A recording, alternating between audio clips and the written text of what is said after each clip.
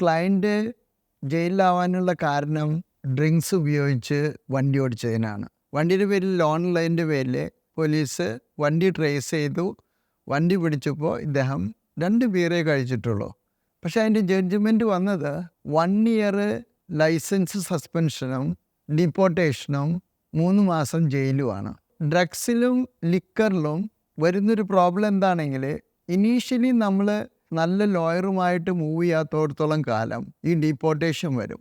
ഇനി ലൈഫിൽ ഒരിക്കലും GCCയിലോ UAEയിലോ തിരിച്ചിറങ്ങാൻ സാധിക്കില്ല. ഇതിൻ്റെ ജഡ്ജ്മെൻറ്റ് വളരെ സിമ്പിളാണെന്ന് വിചാരിച്ചുകൊണ്ട് സ്റ്റാർട്ടിങ്ങിൽ നമ്മളൊരു പ്രോപ്പറായിട്ടൊരു ലോയർ മുഖേന പോകാതിരുന്നു കഴിഞ്ഞാൽ പിന്നെ തിരിച്ചു വരാൻ സാധിക്കില്ല. പലരും പറയും കുഴപ്പമില്ല, ഡിപ്പോർട്ട് ചെയ്താലും തിരിച്ചു വരാമെന്നെല്ലാം പറയും. പക്ഷേ അത് സാധ്യമല്ല. അതുകൊണ്ട് ആര് തന്നെ ഇത്തരം സിറ്റുവേഷനിൽ ചെന്ന് പെടുകയാണെങ്കിൽ സ്റ്റാർട്ടിങ്ങിൽ തന്നെ ഒരു നല്ല ലോയർ മുഖേന മൂവ് ചെയ്യേണ്ടത് ആവശ്യമാണ്.